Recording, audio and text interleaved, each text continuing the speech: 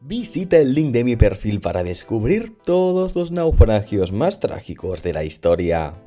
En el link de mi perfil podrás descubrir más curiosidades de otro nivel. Se presentó como el barco insumergible.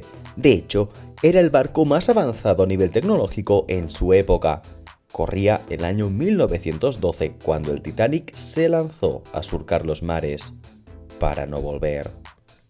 Hay muchas razones por las cuales la tragedia del Titanic se hizo famosa a nivel mundial, pero por desgracia no ha sido la más trágica que la humanidad ha sufrido. Lamentablemente, hay historias más trágicas que la del Titanic. Una de ellas ocurrió casi 100 años antes, el 27 de abril de 1865.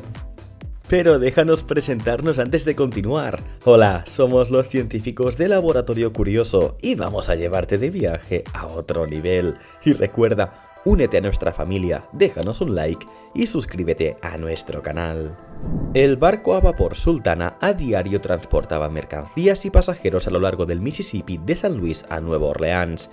Se trataba de un gran barco de madera, tenía 3 cubiertas y medía 260 pies de largo y 70 de ancho, lo que viene a ser el doble del tamaño de una cancha de baloncesto en la actualidad. El barco tenía una capacidad legal para 376 pasajeros, pero el desafortunado día en el que ocurrió la desgracia, viajaban a bordo miles de personas. El 27 de abril de 1865, el Sultana transportaba a 85 miembros de tripulación, 70 pasajeros y en torno a 2.300 soldados de la Unión procedentes de campos de prisioneros y varias cabezas de ganado que viajaban destino a los mercados de San Luis. Fue entonces cuando una caldera en mal estado explotó, matando a unas 1.800 personas y constituyendo el mayor desastre marítimo de la historia de Estados Unidos. Los supervivientes, apenas unas 500 personas, fueron trasladados con horribles quemaduras y heridas al hospital de Memphis. Sin embargo, más de la mitad de ellos fallecieron posteriormente a consecuencia de las heridas. Varios meses después del accidente, los cadáveres de las víctimas continuaban encontrándose. Lo que la historia no cuenta es que al parecer la tripulación ya se había dado cuenta de que algo no funcionaba bien con la caldera. De hecho, el barco atracó en Vicksburg para repararlo. Una vez allí, al capitán del Sultana, James Cass Mason, le ofrecieron la oportunidad de transportar a un gran grupo de expresidiarios a cambio de una interesante cantidad de dinero. Ante la oferta, el capitán accedió, pero de la misma forma, Mason fue informado de que la reparación de la caldera iba a llevar más tiempo del previsto. Temeroso de que algún otro barco accediese al trabajo, decidió navegar a pesar del mal funcionamiento de la nave. Por lo visto, el problema con la caldera era que tenía una serie de fugas. En lugar de arreglarlas, decidió tapar los agujeros. Una vez tapados, invitó a los pasajeros a subir a bordo. El exceso de pasajeros, recordemos que el Sultana podía albergar hasta 376 personas, la falta de botes salvavidas suficientes y las malas condiciones del río fueron los ingredientes de esta tragedia fatal. Aunque las posibilidades de naufragar eran bastante altas, Mason hizo caso omiso y se lanzó a la aventura. El Sultana navegó río arriba durante 2 días. Fue entonces cuando además tuvo lugar la mayor inundación que se haya dado en el río nunca. El Mississippi se desbordó y el nivel del agua subió varios pies. Tal fue la magnitud de la inundación que a la vista solo sobresalían las copas de los árboles de la orilla.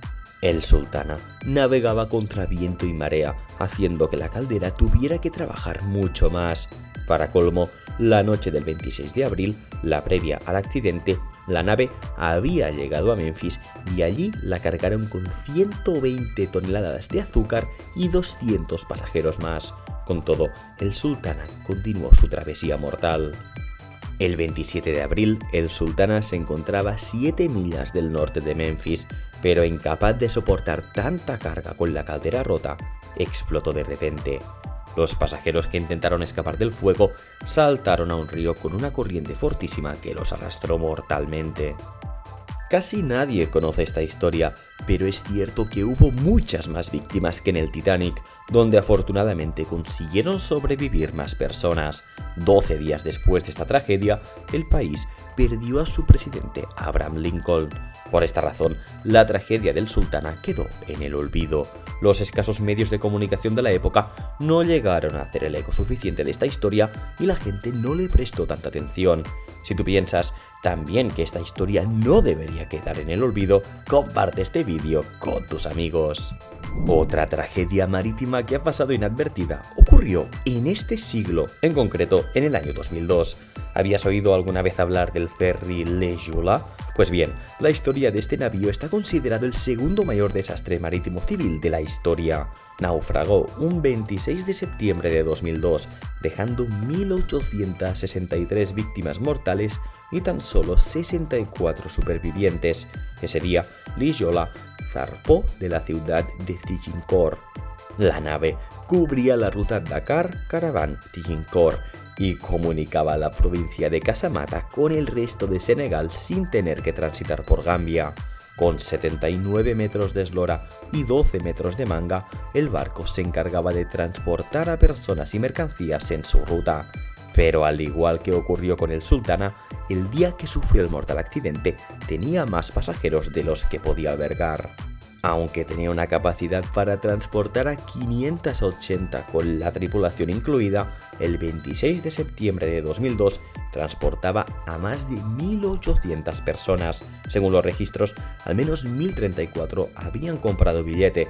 El resto no tenía obligación de comprar un billete, bien porque se tratase de niños menores de 5 años o porque habían podido viajar de forma gratuita por solidaridad. A las 11 de la noche, a la altura de Gambia, una tormenta azotó el barco.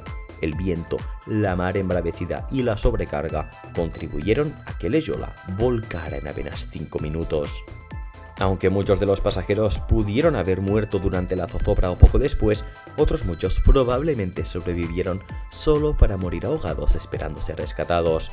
Le Jula permaneció volcado pero a flote hasta aproximadamente las 3 de la tarde, cuando acabó hundiéndose y llevándose consigo a aquellos que no habían podido salir. El 28 de septiembre de 2002, el activista medioambiental Haidar El-Ali y su equipo de submarinismo exploró el área del desastre. No encontraron a ningún superviviente, pero sí numerosos cuerpos de hombres, mujeres y niños dentro de la embarcación. Se recuperaron 551 cuerpos, de los que 93 fueron identificados y devueltos a sus familiares. Los cadáveres restantes fueron sepultados en cementerios en Kabadiou, Kantene, Mbao y en la costa de Gambia. Se cree que la causa principal del naufragio fue que el Le Jula estaba diseñado para navegar por aguas costeras y ese día se fue a navegar lejos de la costa. Un fuerte oleaje comenzó a sacudir y golpear al navío hasta que este volcó. La cubierta del barco quedó bajo el agua y su parte inferior sobresalió por encima de la superficie como un iceberg. En diciembre de 1987, un ferry filipino llamado Doña Paz se hundió tras colisionar con un petrolero, el MT Vector, convirtiéndose en el peor desastre sufrido por una embarcación en tiempos de paz. El día 20 de diciembre, el Doña Paz partió hacia Manila, con unas 4.300 personas a bordo. A las 22 horas de la noche, el barco impactó contra el buque MT Vector, un pequeño petrolero que iba cargado con 8.000 barriles de gasolina y queroseno. Si bien el impacto fue a baja velocidad y la colisión no fue fuerte, la explosión provocada por la gasolina y el queroseno envolvió a ambos navíos en cuestión de segundos. De las más de 4.000 personas que viajaban a bordo del Doña Paz, solo 24 supervivientes del Doña Paz y 2 del Vector fueron rescatados. Los pocos sobrevivientes se vieron obligados a saltar del barco y nadar entre cuerpos carbonizados en aguas en llamas alrededor del barco.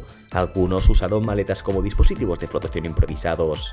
El Doña Paz se hundió 2 horas después de la colisión, mientras que el Vector se hundió en 4 horas. Investigaciones posteriores revelaron que se cometieron una cadena de despropósitos y errores y que hubo una clara dejación de responsabilidad por parte de las empresas propietarias de los barcos. Se descubrió que ninguno de los dos buques contaba con una radio VHF en funcionamiento.